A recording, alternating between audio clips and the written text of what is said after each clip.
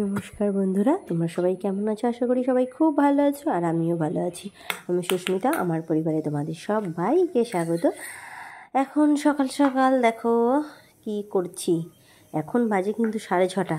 তোমরা কি ভাবছো 6:30টার সময় আমি ব্রেকফাস্ট করব? একদমই না। কারণ হচ্ছে 6:30টার সময় যেটা করছি সেটা হচ্ছে মেয়েদের টিফিন করছি। আজকে তারা স্যান্ডউইচ নিয়ে যাবে। স্যান্ডউইচটা মাঝে মধ্যে আমাদের বাড়িতে হয়, তো এক এক সময় এক এক রকমভাবে হয়, প্রতিদিন এক রকম করি না। তো আমার দুই মেয়ে আবার দু রকম খেতে পছন্দ করে। তো যাই হোক, মিলেমিশে মোটামুটি জ্যাম, বাটার, তারপর হচ্ছে ভেজিটেবল সব কিছু দিয়েই ভাগে ভাগে করব।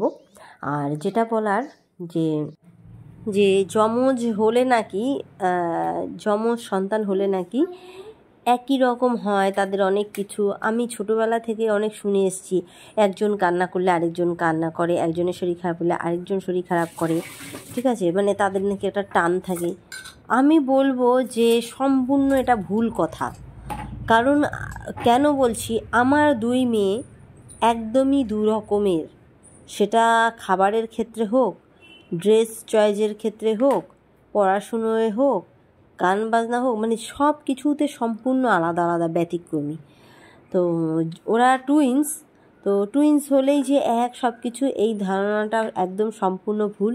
হ্যাঁ, শরীর খারাপটা একজনে হলে আরেকজনে, এটা হচ্ছে যে সমস্ত সর্দি কাশি যেই জিনিসগুলো হয় সেগুলো মানে যমজ না হলেও, টুইন্স না হলেও, একটু যদি 4-5 বছরেরও আগে পরে ছোটো ভাই বোন থাকে, তাদেরও কিন্তু ওই ছোঁয়াচে ব্যাপারটা চলে আসে, হয়ে যায়, এবং অনেক সময় বাবার থেকে মায়ের, মায়ের থেকে সন্তানের হয়ে যায়। তো যাই হোক, আমি বলবো যে সম্পূর্ণ ভুল। আর আমার দুই মেয়ে, মানে কি বলবো, কোনো মিল নেই, দুজনের ভেতরে ভীষণ গণ্ডগোল, মারপিট। হ্যাঁ, তো আমি মাঝে মধ্যে খুব মানে হয়ে যাই, পাজেল হয়ে যাই যে আমি কি করব। হ্যাঁ, এদেরকে নিয়ে আমি কি করব। মাঝে মধ্যে হতাশ হয়ে যাই যে এরকম যদি গণ্ডগোল করে কি করে চলবে। এই যে দেখো, খাবার এনেছি, একজন ভাত ভালোবাসে সকালবেলা, একজন দুধের খাবার, দুধ রুটি এ সমস্ত খেতে ভালোবাসে, বা দুধ সুজি, মানে সুজি দিয়ে দুধ দিয়ে যেটা হয় হালুয়া। তো তুমি বলো, সকালবেলা এত তাড়াহুড়োর মধ্যে কখনোই কি সম্ভব যে টিফিন করে তারপরে খাবার এই যে করে দু রকমের করে খাবার করা সম্ভব নয়। তাহলে তো আমাকে 5টায় উঠতে হবে। আমি 6টায় উঠে তারপরে রান্নাবান্না শুরু করি, করতে করতে মোটামুটি 6:30 6:45 বেজে যায়। তো ওদের 7:15 মধ্যে বাড়ি থেকে বের করতে হয়। দেখো, একজন খাচ্ছে চুপচাপ বসে, আমি মাথা আছড়ে দিলাম, মেনে নিল। আরেকজন দেখো, ওই যে ওখানে গিয়ে এখন মাথা আছড়াচ্ছে। দেখো, মানে প্রত্যেক দিন এরকম করবে, এখানে টুলটা নেবে, নিয়ে এই উঠে মাথা আছড়াবে। তার মোটামুটি মাথা আছড়াতে অনেকটাই টাইম লাগে। হ্যাঁ, তো আমি প্রত্যেক দিন বকি, স্কুল যাওয়ার সময় প্রত্যেক দিন আমাকে করতে হয়, জানো তো। মেয়েরা স্কুলে চলে গেল, এবার আমি নেমে পড়ি কোমর বেঁধে। তো সবাইকে, তোমাদেরকে একটা সুখবর দিই। এর আগের ব্লগে বলেছি আমার কাজের লোক নেই, আমার ভীষণ কষ্ট হচ্ছে। দেখো, মানুষ অভ্যেসের দাস, হয়তো তোমরা কেউ কেউ মনে করবে বাবা কাজের লোক নেই বলে মানে এতবার বলছি, আর এখন পেয়েছে বলে সেটাও জানাচ্ছি। এটা মানে তোমরা কেউ খারাপ মাইন্ডেড নিও না। যেটা বলা, যে সত্যি কথা বলতে কি, আমার বাড়িতে কেউ নেই, দুটো বাচ্চা যমজ, তাদেরকে দেখে শুনে তাদেরকে পড়াতে হয়, রান্না বান্না করে, ঘরের এত কাজকর্ম করে, সত্যি কথা বলতে আমার ভীষণ কষ্ট হয়ে যায়। হ্যাঁ, তো মেয়েদের জামা কাপড় হয় অনেক, কাচাকাচি করতে হয়, তো এত কিছু করে না আমি, তারপর ওপরের ঘর নিচের ঘর পরিষ্কার পরিচ্ছন্ন করে, মানে আমার ভীষণ কষ্ট হয়ে যায়। আরেকটা কথা তোমাদেরকে বলি, অনেকে কি করে যে ঘর ঝাড় দিল মুছলো, এইটুকুই ঘর পরিষ্কার। আমার কাছে ঘর ঝাড় দেওয়া মোছা এর থেকেও বড় কাজ হচ্ছে যে প্রত্যেকটা আসবাবপত্র ভালো করে মুছে রাখা, জায়গার জিনিস জায়গায় রাখা, একটু টিপটপ ব্যাপারটা। হয়তো আমি খুব পরিপাটি পারি না, তার মধ্যেও যতটা চেষ্টা করি, তো এগুলোতে আমার টাইম যায়। তাহলে তোমরাই বলো যে কি করে সম্ভব সব কাজ করা।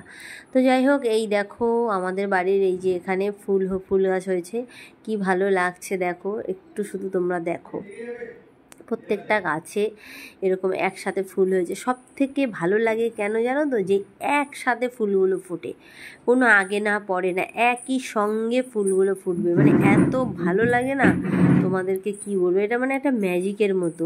হ্যাঁ, ছোটো গাছ হলেও একই সাথে, বড় গাছ হলেও একই সাথে, মোটামুটি একই সঙ্গে ফুটবে। আর এই যে নীলকণ্ঠ ফুল, এই গাছটায় যে কত নীলকণ্ঠ দিল গো, তোমাদেরকে কি বলবো। আর ভিডিও কে করে দিচ্ছে বলো তো, তোমাদের দাদাভাই। তো এটা হচ্ছে বাড়ির মধ্যেই আমি ফুল গাছে ফুল তুলছি, একটু বাড়ির সাইডগুলো অগোছালো হয়ে আছে, কারণ বাড়ির কাজ হয়েছে ওই জন্য। আর এবার হচ্ছে এই গাছটা হচ্ছে সাদা ফুল গাছ, মানে আমার শাশুড়ির হাতে লাগানো। তো এই গাছ থেকে ফুল তুললে না মোটামুটি আমার ঠাকুরের পায়ে পায়ে হয়ে যায়। হয়তো আমি সেভাবে সিংহাসনটাকে সাজাতে পারি না, কিন্তু মানে মোটামুটি হয়ে যায়। আমি সব ঠাকুরদের পায়ে পায়ে দিলে হয়ে যায়। আর হচ্ছে গাছটা না একটু চেহারাটা খারাপ হয়ে গেছে। আগে অনেক ফুল হতো, কিন্তু এখন ওই ডাল কাটার পরে একদম চেহারাটাও খারাপ হয়ে গেছে। ওই দিকে একটা টগর গাছ আছে, ওটা তো ফুল পাই না লোকের জন্য। ওই যে দেখা যাচ্ছে যে সাইডে হলুদ হলুদ দেখতে পাচ্ছ তো, আমার মানে আমার পেছন দিয়ে তাকাও, দেখো একটা গাছ দেখেছো তো। তো ওই পেছন সাইডটায় গাছটা মানে আমার শাশুড়ির হাতে, এই গাছটাও শাশুড়ির হাতে, ওই গাছটাও আমার শাশুড়ির হাতে। ওই জন্য কাটছিও না যে নতুন করে গাছ লাগাবো।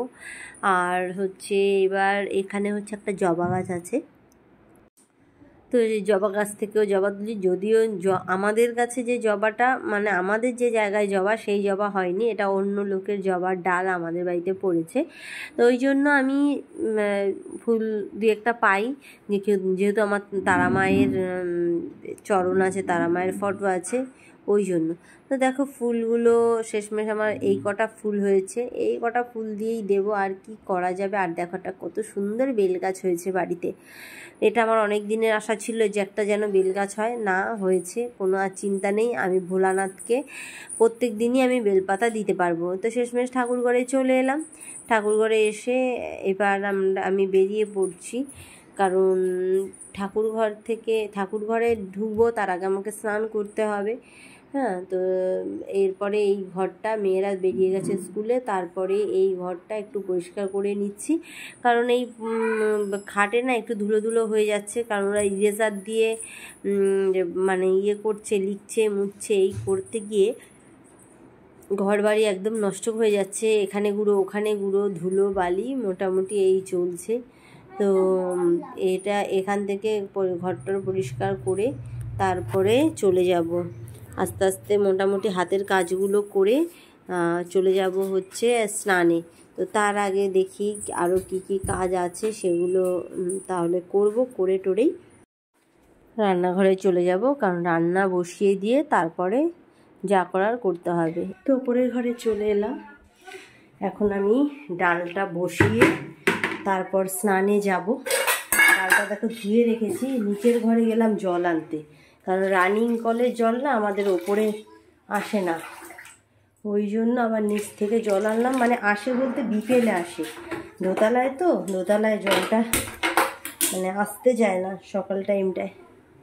তো ডালটা বসিয়ে আমি স্নান করব, পুজো করব, আবার মেয়েদের আনতে যাব, অনেক কাজ। থেকে এখন বিছানাটা তুলে নিই, ভুলে গেছিলাম বিছানার কথা।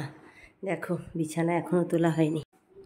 তো এবার বিছানাটা ছটপট করে তুলে নিই, কারণ বিছানাটা তোলা হয়ে গেলে তারপরে আমি স্নান করব। আর দেখো আমাদের মানে 4 জনের 4টে বালিশ, মানে মাথার বালিশ, পাশ বালিশ, একদম খাট জুড়ে জিনিসপত্র দিয়ে আটা, আর কি করা যাবে তোমরাই বলো না। তো ঝটপট করে কাজগুলো করে নিই, আর ব্লগটা বেশি দূর বাড়াবো না। যদি ভালো লেগে থাকে আজকের ব্লগটা, অবশ্যই লাইক কমেন্ট শেয়ার করো। নতুন বন্ধু হয়ে থাকলে প্লিজ সাবস্ক্রাইব করে দিও। নেক্সট ব্লগে দেখা হচ্ছে, আরও ভালো ভালো ভিডিও তোমাদের সাথে শেয়ার করতে চাই। তোমরা একটু উৎসাহ দিও, তাহলেই হবে। একটুখানি একটা লাইক দিলে কি হয়, লাইক দিলে মনটা খুশিতে ভরে যায় যে না, আমি কষ্ট করে এডিটিং করেছি, আমি সার্থক। কিন্তু কেউ সেরকমভাবে লাইক কমেন্ট শেয়ার কিছুই করে না, মাঝে মধ্যে খুব মনটা খারাপ হয়। তো ঠিক আছে, এখনকার মতো টাটা, নমস্কার।